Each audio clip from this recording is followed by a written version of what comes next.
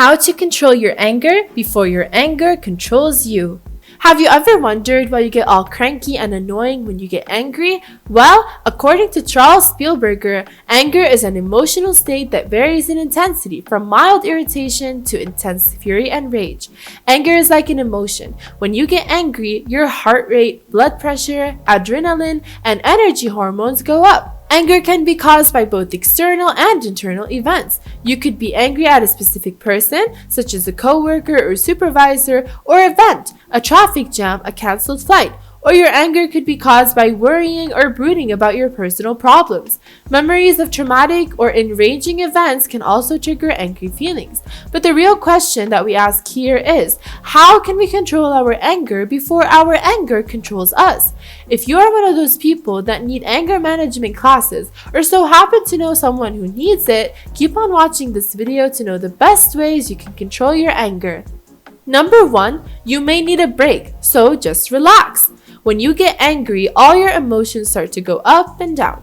You may feel like your head is flying out of its place because of the triggered emotions. So you may need to do deep breathing and resort to relaxing imagery. If you are involved in a relationship where both partners are hot-tempered, it might be a good idea for both of you to learn some techniques to help you control your anger.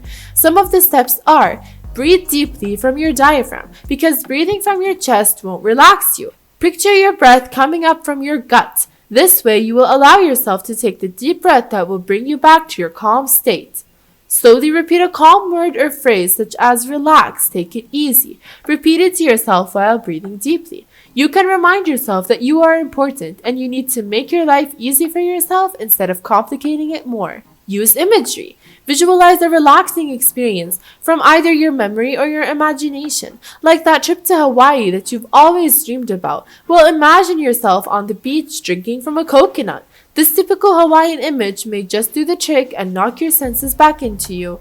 Slow yoga-like exercises can relax your muscles and make you feel much calmer, so get yourself a yoga app where you can practice your yoga at home. This will really come in handy, especially during the world pandemic. Exercise. Physical activity can help reduce stress that can cause you to become angry. If you feel your anger escalating, go for a brisk walk or run, or spend some time doing other enjoyable physical activities. Number 2, cognitive reconstructing. In other words, it may help to change the way you think. Angry people tend to curse, swear, or speak in highly colorful terms that reflect their inner thoughts. When you're angry, your thinking can get very exaggerated and overly dramatic. Try replacing these thoughts with more rational ones. For instance, instead of telling yourself, "Oh, it's awful, it's terrible, everything's ruined," tell yourself, "It's frustrating and it's understandable that I'm upset about it. But it's not the end of the world, and getting angry is not going to fix it anyhow." Another piece of advice is never say never. Justin Bieber had it all when he said this phrase, and it comes in handy for controlling your anger. Every time you say never, or always, you're not only being irrational, but you're also justifying your anger and proving to yourself that nothing can be solved. And if you have someone helping you get out of a problem, these words also alienate and humiliate these people. So in other words, remind yourself that getting angry won't help you solve anything. It will actually only make you feel worse. As part of their cognitive reconstructing, angry people need to become aware of their demanding nature and translate their expectations into desires. In other words, saying "I would like something" is healthier than saying "I demand" or "I must have something." When you're unable to get what you want, you will experience the normal reactions: frustration, disappointment, hurt, but not anger. Some angry people use this anger as a way to avoid feeling hurt, but that doesn't mean the hurt goes away. Number 3, problem solving. We are raised in every culture to believe that there is always a solution to every problem, but sometimes that's not always the case. At most times, our anger isn't misplaced or just overly exaggerated, yet often it's a healthy, natural response to the difficulties that we face in life. So when we find out that the solution to our problem is even more complicated than the problem itself, we tend to get angry. So the best attitude to bring to such a situation then is not to focus on finding the solution, but rather on how you handle and face the problem. Also, instead of focusing on what made you mad, work on resolving the issue at hand. Does your child's messy room drive you crazy? Close the door. Is your partner late for dinner every night? Schedule meals later in the evening, or agree to eat on your own a few times a week. Remind yourself that anger won't fix anything and might only make it worse. Number 4, better communication. Communication has always been a major part in human history. If not by words, by gestures, and even way back, they were done by stones. But one thing that an angry person can't do correctly is communicate. A tempered person tends to get really heated in an argument or a discussion that's taking the wrong turn. Angry people tend to jump to and to act on conclusions, and some of those conclusions can be very inaccurate. The first thing to do if you're in a heated discussion is slow down and think through your response.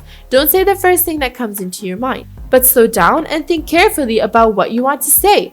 At the same time, listen carefully to what the other person is saying and take your time before answering. It's natural to get defensive when you're criticized, but don't fight back. Instead, listen to what's underlying the words, the message that this person might feel neglected and unloved.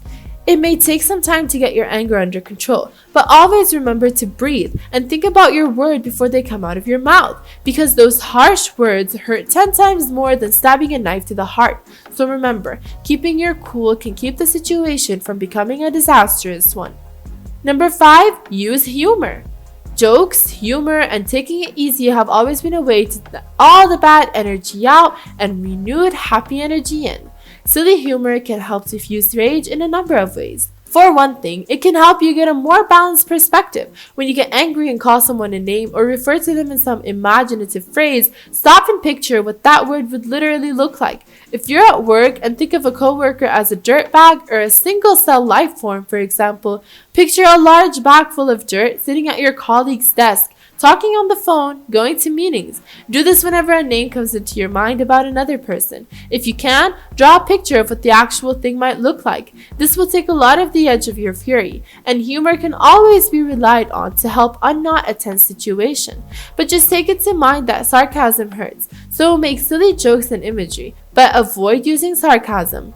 Number 6, change your environment. If you feel that your anger and irritation is caused by the people and environment around you, then change your environment. Problems and responsibilities can weigh on you and make you feel angry at the trap you seem to have fallen into and all the people and things that form that trap. Also, if you can forgive the person or the people who angered you, then do so. Forgiveness is a powerful tool. If you allow anger and other negative feelings to crowd out positive feelings, you might find yourself swallowed up by your own bitterness or sense of injustice. But if you can forgive someone who angered you, you might both learn from the situation and strengthen your relationship. So give yourself a break and some personal time. It's very important to give yourself time for yourself. An example of this could be seen in a working mother or father. After a long day at work, a parent may come tired and overwhelmed. So giving them 15 minutes to relax and take in a breath after a long day will allow them to adjust and feel better prepared to handle the demands of the rest of the day.